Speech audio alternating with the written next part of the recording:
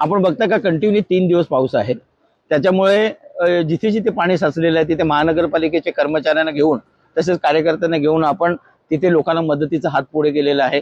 आणि आताच नव्हे तर प्रत्येक वेळेला जेव्हा जेव्हा पाऊस येतोय आणि जास्त भरतो तेव्हा आम्ही रस्त्यावर उतरलेलो असतो. तुम्ही बघता नेहमी आताची परिस्थिती अशी झालेली आहे की हा पाणी गेल्यानंतर आपल्याकडे खाडे आणि समुद्र आहे, तो भरती असल्यानंतर तो पाणी रिटर्न येतो, त्याच्यामुळे हा पाणी जातच नाही.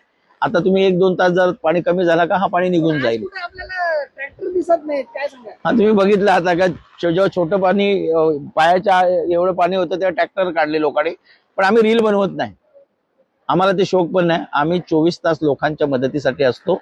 आपण बघता कोविड असू दे की पाण्याचं संकट असू दे, प्रत्येक वेळेला आम्ही लोकांच्या मदतीत जातो. आता बरेच सोसायटीने मला फोन केला, जिथे पाणी येत नव्हतं ते वॉर्डमॅनला घेऊन तिथे पाण्याची व्यवस्था केली त्यांना.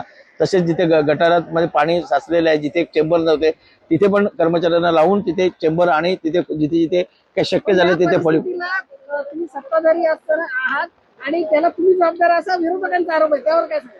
मला एक सांगा, फक्त वसई विरारमध्येच पाणी साचलेलं आहे का? महाराष्ट्रामध्ये जरा बघतील तर तुम्ही जेवढ्या महानगरपालिका आहेत त्याच्यात 85% ते 90% त्यांच्याकडेच विरोधकांकडे महानगरपालिका आहे. मग तुम्ही मुंबई महानगरपालिका बघा, कल्याण बघा, ठाणा बघा, पिंपरी चिंचवड बघा, नागपूर बघा, सगळीकडे तीच परिस्थिती झालेली आहे. आम्ही एक सांगतो, आमचं हे छोटा शहर आहे, परंतु आम्हाला जिथे जिथे मदत करता आली, जिथे जिथे काम करता आले आम्ही करत आहोत आणि लोकांच्या मदतीत आहेत. आम्ही लोकांच्या सोबती आहे. आपल्याला माहिती आहे की मी आताच बोललो, हा पाणी गेल्यानंतर खाडी समुद्र आहे, ते भरती आल्यानंतर तो पाणी आपल्या शहरामध्ये रिटर्न येतो. आता तुम्ही 2 तासानंतर बघा, जर पाऊस कमी होतोय तो पाणी रिटर्न जाईल. पण जिथे जिथे पाणी साचतो तिथे उपाययोजना काय करायची ते आम्ही केलेलं आहे. उदाहरणार्थ आपण बघता आपण तर तिथे सोलापूर मेडिकलच्या इथे झालं, संकेश्वरला जिथे आम्हाला करता आले तिथे आता पाणी साचत नाही.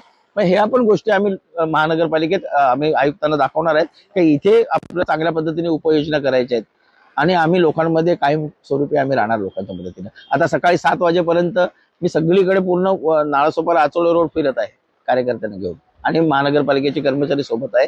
जिथे जिथे दिक्कत आली, जिथे जिथे काम करत असं वाटलं, जिथे जिथे लोकांना फसलेले आहेत त्यांना आपण काढण्याचा प्रयत्न करत आहोत. नालासोपाऱ्याची परिस्थिती अशी आहे सर, गेली 14 वर्ष झाली मला नालासोपाऱ्यामध्ये येऊन, परंतु ही परिस्थिती बदलायला कुठल्या प्रकारची हेच नाहीये, बदलताना मला दिसत नाही. हा जो निधी येतो कुठे खर्च होतो काही समजत नाही. पावसाळ्याचे दिवस आल्यानंतर आमचं येण्या जाण्याचा जवळपास दुकानापर्यंत आम्ही लवकर पोहोचत नाही. गेले 3 दिवसापासून बघतो अशी परिस्थिती गंभीर आहे का दुकानात कसं जायचं, दुकानातून घरीपर्यंत जाऊ का नाही हा मोठा प्रश्न आहे. तुम्ही रात्री बघितला असं, गेले जाताना फॅमिलीला घेऊन जात असताना मला रात्री 2 वाजले, कमरा एवढं पाणी होतं, जीव मुठीत धरून मी घरपर्यंत 2 वाजेपर्यंत पोहोचलो. घरी पोहोचल का नाही अशी परिस्थिती होती. परंतु ही परिस्थिती बदलेल केव्हा हा मोठा प्रश्न निर्माण झालाय. कारण इथं राहायचं कसं उदरनिर्वाह करायचा हा मोठा प्रश्न निर्माण झालेला आहे. तर या सगळ्या संबंधित घटनेला जबाबदार आपल्याला कोण वाटतं? सरकारच आहे. जो सत्ता हाकते ते जबाबदार आहे, नियोजन नाही. दरवर्षी जर पावसाळ्याच्या काळामध्ये अशी परिस्थिती निर्माण होती, तुम्ही एवढ्या दिवसापासून काय करतात याच्यावर काहीतरी उपाययोजना केली पाहिजेत.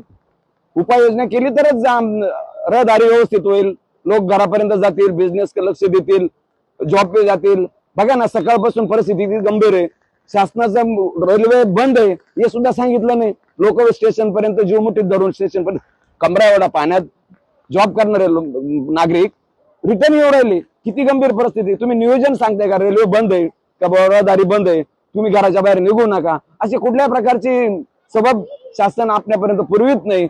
हा मोठा गंभीर विषय आहे, हे लाजिरवाणी गोष्ट आहे. याच्यापेक्षा काय सांगावा हा मोठा प्रश्न निर्माण झाला.